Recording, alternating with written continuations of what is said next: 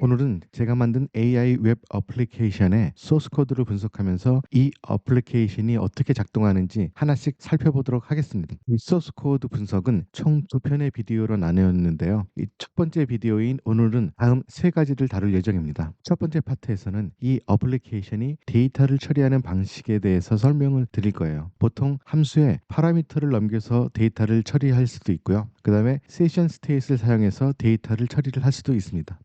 제 소스 코드에서는 이 함수를 콜할 때 이 안에 파라미터로 전달을 하지 않고 세션 스테이트를 사용을 하고 있어요. 이렇게 관리하는 게 편해서 사용을 하는 건데 이게 바람직한 방법만은 아닙니다. 그래서 이 파라미터로 전달하는 방식과 세션 스테이트를 사용하는 방식의 장단점에 대해서 한번 고민해 보겠고요. 그리고 두 번째 파트에서는 이 UI를 담당하는 메인 함수 안에 있는 소스 코드들을 자세히 분석을 할 겁니다. 이 함수가 어떻게 사용자와 상호작용하고 페이지의 레이아웃과 기능을 구성하는지 설명을 드리겠습니다. 스트림릿을 처음 사용하시는 분들에게도 많은 도움이 될 거예요. 그리고 세 번째 파트에서는 본격적으로 백엔드 로직을 분석하기 전에 이 백엔드 코드가 어떤 구조로 작성이 되어 있는지 간단히 살펴보고 각각의 함수들이 어떤 역할을 하고 있는지 개괄적으로 한번 설명을 드려보도록 하겠습니다. 그리고 다음에 이어지는 비디오에서는 이 어플리케이션의 핵심 비즈니스 로직으로 구현된 이 백엔드 소스 코드를 좀 더 깊이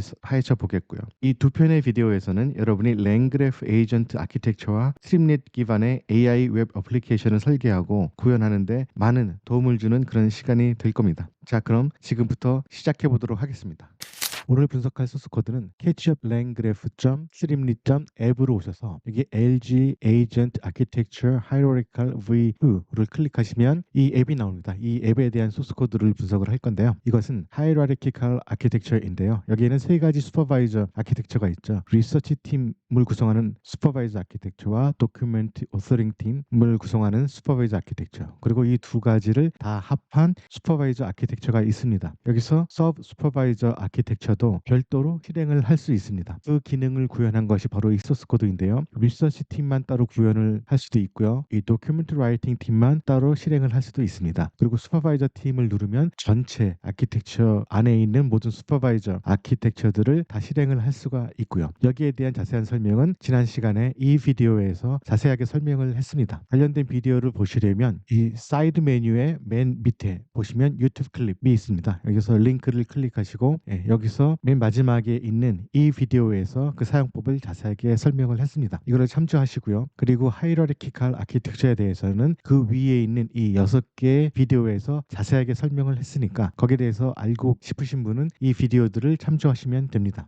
이 페이지의 소스 코드는 맨 아래에 보시면 토글 소스 코드 버튼이 있습니다. 이것을 누르시면 이 페이지의 소스 코드를 여러분도 받아보실 수가 있는데요. 여기서 카피를 해서 여러분 로컬에 복사하셔서 사용하시면 되고요. 저는 편의상 제 로컬에 있는 소스 코드를 가지고 설명을 하도록 하겠습니다. 로컬에서 실행하는 방법이 있죠. streamlit run main.py를 입력을 하시고 엔터키를 치시면 로컬에서 실행이 됩니다. 로컬에서는 제가 테스트하던 페이지들이 많이 있는데요. 여기서 이게 바로 방금 전에 봤던 거죠. 그럼 지금부터 제 로컬에서 이 소스 코드에 대해서 설명을 하도록 하겠습니다. 우선 UI 부분을 구성하고 있는 이 메인 함수부터 설명을 할 건데요. 시작하기에 앞서 한 가지 공유드리고자 하는 것은 저는 여기서 여러 가지 변수를 세션 스테이트를 사용을 했습니다. 여기서 다른 함수를 콜할 때에도 이 세션 함수를 사용을 했기 때문에 따로 파라미터들을 입력을 하지 않아도 돼요. 이 함수 내에서 뭔가 변경이 있을 때 이 파라미터들을 일일이 바꾸는 것이 번거롭기 때문에 모두 이 세션 스테이트를 사용해서 지금 사용을 하고 있는데요. 이 함수를 콜할 때 파라미터로 그 정보를 전달하는 것과 이 세션 스테이트를 통해서 그 정보를 관리하는 것에 장단점이 있습니다. 저는 모든 것을 세션 스테이트를 하고 있는데 이게 올바른 방법은 아니에요. 그 장단점에 대해서 간단하게 알아보고 시작하도록 할게요. 이 세션 스테이트는 이 랭그래프가 아니라 스트림릿 차원에서 그 정보를 관리를 하는 겁니다. 이 한 세션에서 그 정보들이 유지가 되는 건데요. 이 세션이라 함은 현재 이 페이지를 출력을 하고 있죠. 근데 여기서 다른 페이지로 갈 때도 이 세션은 계속 유지가 되는 겁니다. 그래서 여기서 세션 스테이트에 어떤 정보를 넣었을 경우 다른 페이지로 갈 때에도 그 정보를 계속 유지를 할 수가 있죠. 반면에 이 파라미터로 정보를 전달을 하게 되는 된다면 그 해당 정보는 다른 페이지에서는 사용을 할 수가 없겠죠. 그리고 스트림릿의 세션 스테이트를 사용하면 이 스트림릿은 프론트엔드 어플리케이션이기 때문에 이 세션 스테이트 정보가 변경될 때마다 UI를 자동으로 렌더링해서 동적으로 이 동작을 처리하기가 쉬운 그런 장점도 있습니다. 근데 단점도 있죠. 예를 들어서 이 세션 스테이트 정보 이 변수명이 다른 페이지랑 같을 경우에는 여기서 어떤 데이터를 변경을 하면은 다른 페이지에서도 그 변경된 데이터가 전달이 됩니다. 그래서 여기서 오픈 AI를 선택을 하고 그것과 똑같은 이 세션 스테이트 변수 이름을 다른 페이지에서도 썼다면 다른 페이지를 클릭하면 이 오픈 AI 챗 GPT를 선택한 정보가 그대로 유지가 돼서 이 부분이 선택이 되어 있는 상태로 사용을 할 수가 있습니다. 이런 기능을 원한다면 세션 스테이트를 사용하면 되겠지만 이 다른 페이지에서 새롭게 시작을 하기를 원한다면 이 기능을 사용하면 좀 불편하겠죠. 그런 특징이 있고요. 그리고 이 세션 스테이트를 사용하면 데이터가 변경되는 그 흐름을 추적하기가 어렵습니다. 다른 페이지에서 데이터를 변경하고 그 이외의 페이지에서 사용을 할 때 이 데이터가 어디에서 어떻게 변경이 됐는지 관리하기가 힘들죠. 그리고 마지막으로 이 세션 스테이트를 사용하면 스트림릿에 강력하게 의존하기 때문에 이 어플리케이션을 스트림릿이 아닌 다른 프론트엔드 툴로 옮길 경우 이 코드들을 재사용하기가 어렵습니다. 이 세션 스테이트를 사용할 때는 그런 단점들이 있고요. 여기에서 이 API 키, 태블릿 API 키나 뭐 모델 네임 그리고 유저 인풋 이런 것들을 함수를 콜할 때 파라미터로 전달을 하게 되면 어떤 함수가 어떤 데이터를 사용하는지 명시적으로 파악하기가 쉽습니다. 그리고 이 소스 코드를 스트림릿이 아닌 다른 프론트엔드 개발 툴과 합할 경우에도 소스 코드를 많이 변경을 하지 않아도 되고요. 재사용성이 쉬운 부분이 있고요. 이 함수 내에서 로직을 변경해도 이 데이터의 흐름이 명확하게 통제되기 때문에 다른 함수에 의도치 않게 영향을 미치는 그런 단점이 없습니다. 그리고 이 파라미터로 전달을 하는 데 있어서의 단점은 API 키 정보와 같이 이 페이지뿐만이 아니라 다른 페이지에서도 같은 정보를 사용해야 될 경우 일일이 다시 지정을 해줘야 되죠. 여기서 유저가 정보를 입력하고 다른 페이지로 갔을 경우 지금 현재는 API 키 세션 스테이트 이름이 같기 때문에 따로 입력을 하지 않아도 되지만 이 파라미터를 사용할 경우에는 유저가 다시 한번 입력을 해야 되는 그런 유저 익스피리언스상 불편함이 있을 수 있습니다. 두 방식에는 서로 장단점이 있어서 여러분들이 실제로 개발을 할 때는 각 변수들의 특성을 잘 파악을 하시고 세션 스테이트를 사용할 것과 함수를 콜할 때 파라미터로 관리를 할 변수들을 잘 구분을 해서 사용하시면 유지 보수 관점에서 그리고 사용자 익스피리언스 관점에서 더 좋은 서비스를 제공을 할 수 있을 겁니다. 그럼 소스 코드 분석을 시작하도록 하겠습니다. 이 메인 함수에서는 UI 부분을 다루는데요. 이 타이틀에서부터 이 캡션까지는 이 부분을 디스플레이를 한 겁니다. 그래서 타이틀은 이것이 되겠고요. 그리고 이 이미지는 이 부분이 되겠고 이 캡션들은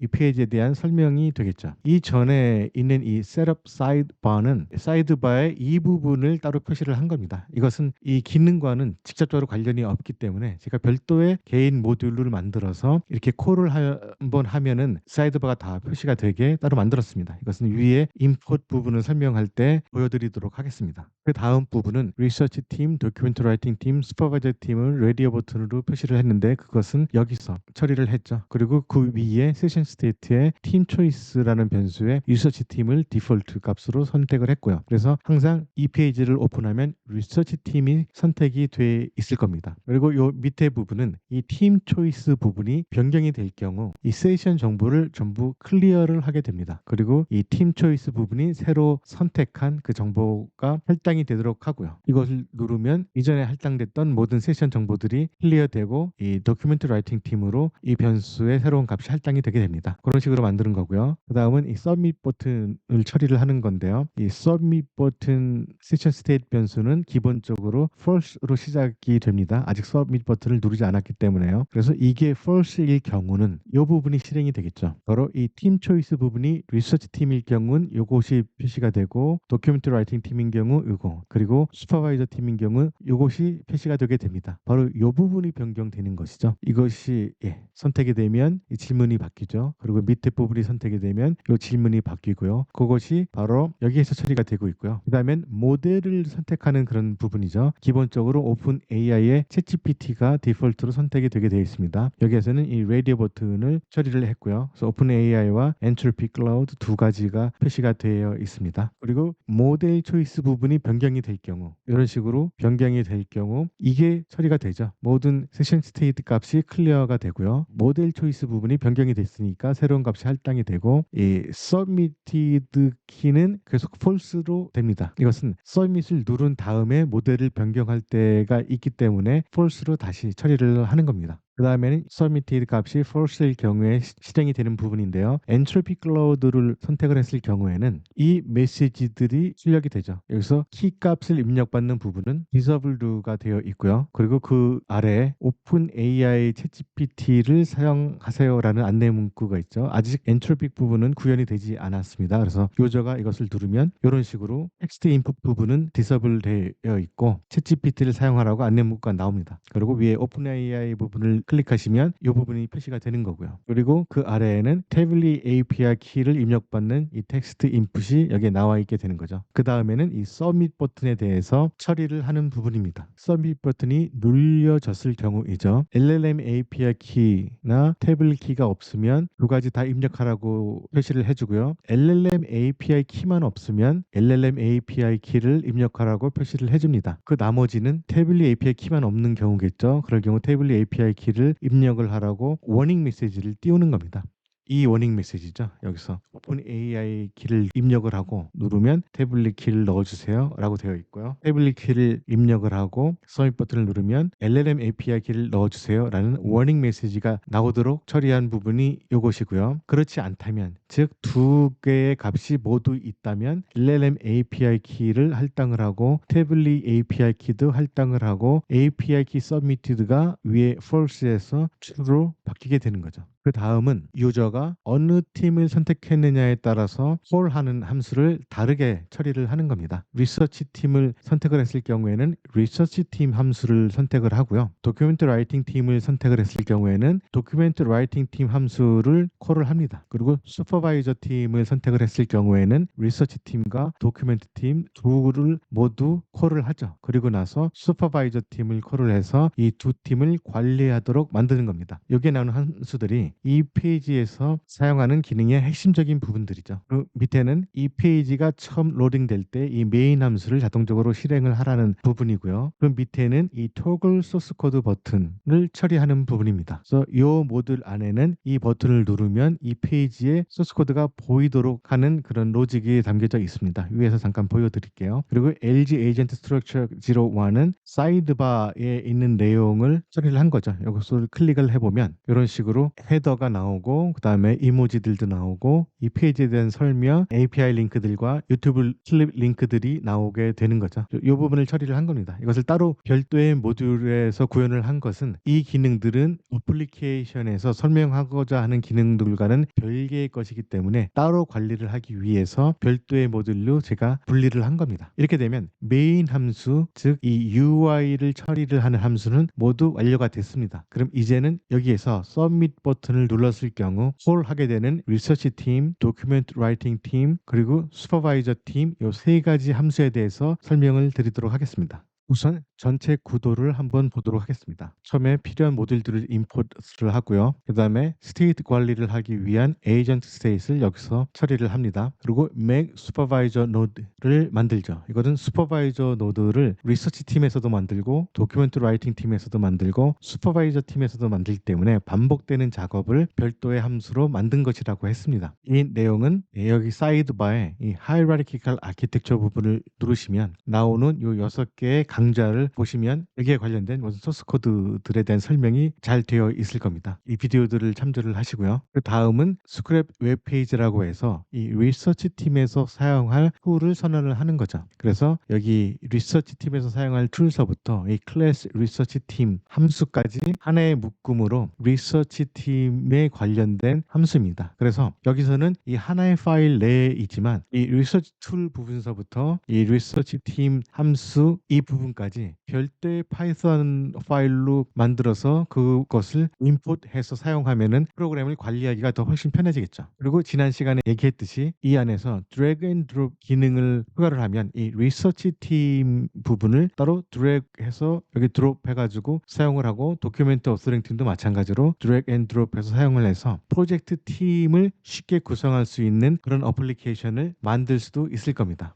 그 다음 부분을 보시면 이거는 도큐멘트 라이팅 팀에서 사용하는 툴이죠. Create Outline, Read Document, Write Document, Edit Document 이런 툴들이 있고요. 그 다음에 Python 파일을 실행하는 Python REPL 툴이 있습니다. 그 다음엔 이 툴을 사용해서 이 도큐멘트 라이팅 팀을 구성하는 클래스가 있죠. 여기도 마찬가지로 이 툴 부분과 이 도큐멘트 라이팅 팀 클래스를 별도의 파이썬 파일로 관리를 하실 수도 있고요. 아니면 이 툴 부분을 별도의 모듈로 관리를 하고 이 클래스 부분을 또 별도의 모듈로 관리를 해서 이 툴까지도 드래그 앤 드롭으로 처리를 하도록 인핸스먼트 작업을 하실 수도 있습니다. 그 다음은 이 두 개의 슈퍼바이저 아키텍처를 하나로 합쳐서 사용할 수 있도록 하는 이 슈퍼바이저 팀 클래스가 있습니다. 이런 식으로 이 어플리케이션의 전체 구도는 이 UI를 처리하는 메인 함수와 그리고 각각의 슈퍼바이저 아키텍처를 구성하는 리서치 팀 클래스, 도큐멘트 어서링 팀 클래스, 그리고 슈퍼바이저 클래스, 이 세 개의 부분으로 나뉘어져 있습니다. 이 슈퍼바이저 아키텍처를 구성하는 로직은 별도의 하나의 함수로 처리를 했고요. 이렇게 해서 오늘은 이 어플리케이션의 세션 스테이트 데이터 처리 방식 그리고 파라미터 데이터 처리 방식을 한번 비교 분석해 봤고요. 그리고 UI를 구성하는 메인 함수의 구조를 자세히 살펴봤습니다. 다음 비디오에서는 이 애플리케이션의 핵심 비즈니스 로직이 담긴 백엔드 소스 코드를 깊이 있게 분석해 보도록 하겠습니다. 그럼 다음 비디오에서 다시 뵙도록 하겠습니다. 감사합니다.